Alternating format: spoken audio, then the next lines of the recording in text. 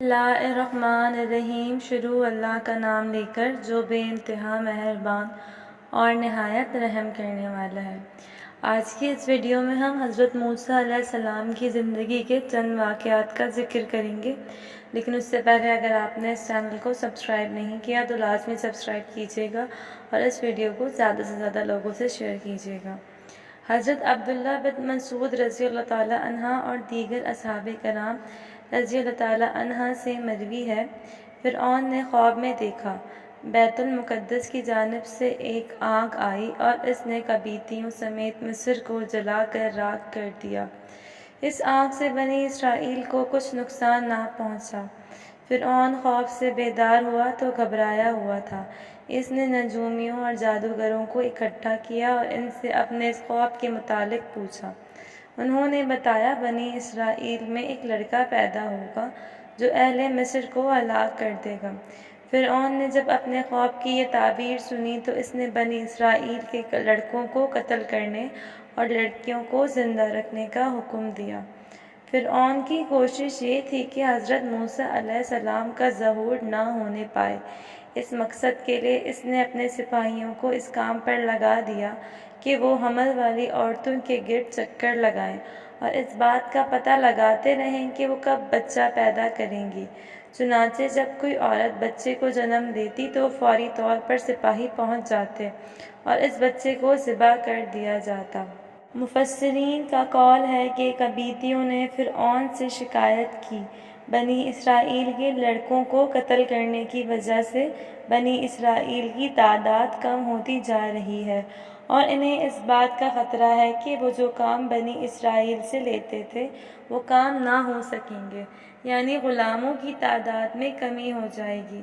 چنانچہ فرعون نے حکم جاری کیا، 1 سال بچے قتل کیے جائیں اور 1 سال چھوڑ دیے جائیں۔ چنانچہ جس سال بچوں کو قتل نہیں کیا گیا اس سال ہارون علیہ السلام کی پیدائش ہوئی۔ پھر جس سال بچوں کو قتل کیا جانا تھا اس سال حضرت موسیٰ علیہ السلام پیدا ہوئے۔ حضرت ہارون علیہ السلام حضرت موسیٰ علیہ السلام کے بھائی تھے۔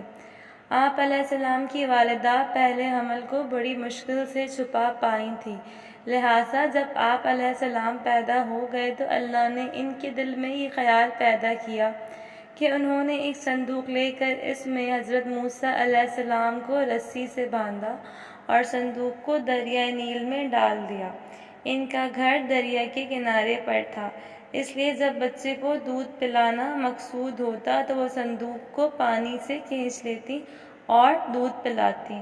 تاریخ طبری جلد اول۔ حضرت موسیٰ علیہ السلام کی والدہ ایک عرصے تک بچے کو یوں ہی دودھ پلاتی رہیں۔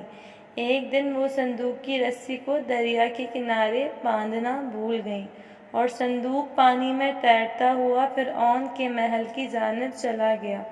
فرعون کے گھر والوں نے اس صندوق کو پانی سے نکال لیا۔ فرعون کے گھر والے یہ بات سمجھنے سے عاجز تھے کہ وہ پانی سے جسے نکال رہے ہیں وہ ان کے لیے مصیبت کا باعث بنے گا۔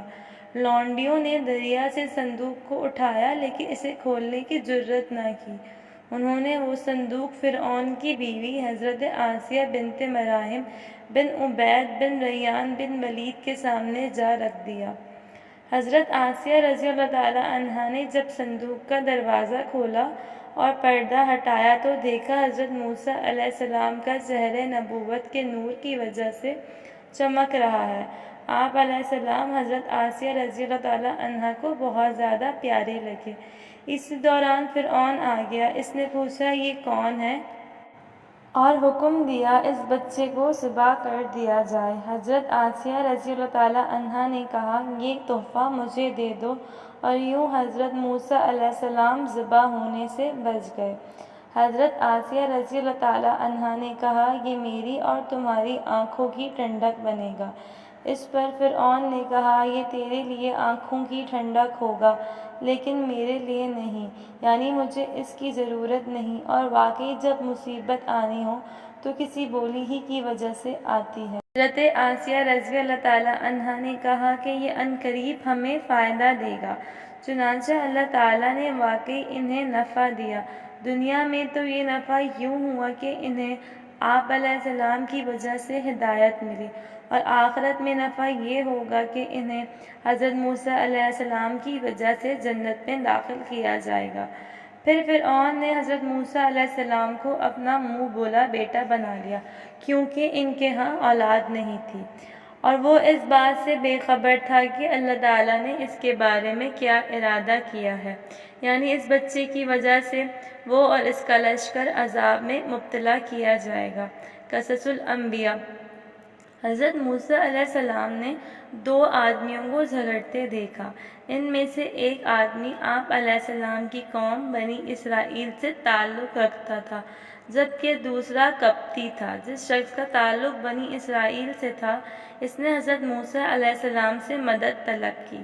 حضرت موسیٰ علیہ السلام سے مدد طلب کرنے کی وجہ حضرت موسیٰ علیہ السلام کا رعب اور دبدبہ تھا، اور سب جانتے تھے کہ فرعون نے حضرت موسیٰ علیہ السلام کو اپنا بیٹا بنایا ہوا ہے، اور وہ اسی کے گھر میں پرورش پا رہے ہیں۔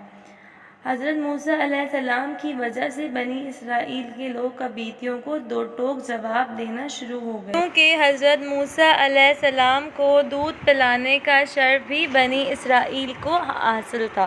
حضرت موسیٰ علیہ السلام نے آگے بڑھ کر اس شخص کی مدد کی اور قبطی کو گھونسا مار دیا۔ وہ قبطی ایک ہی گھونسے میں مر گیا۔ حضرت موسیٰ علیہ السلام کا ارادہ اسے قتل کرنے کا نہ تھا، بلکہ ارادہ یہ تھا کہ صرف ڈرائیں گے، دھمکائیں گے تاکہ وہ آئندہ ایسا نہ کرے۔ چنانچہ جب وہ مر گیا تو موسیٰ علیہ السلام نے اللہ سے معافی مانگی اور کہا کہ یہ کام شیطان کی طرف سے ہوا ہے، بے شک وہ کھلا دشمن ہے، گمراہ کرنے والا ہے، اور میں نے اپنی جان پر زیادتی کی، تو مجھے بخش دے۔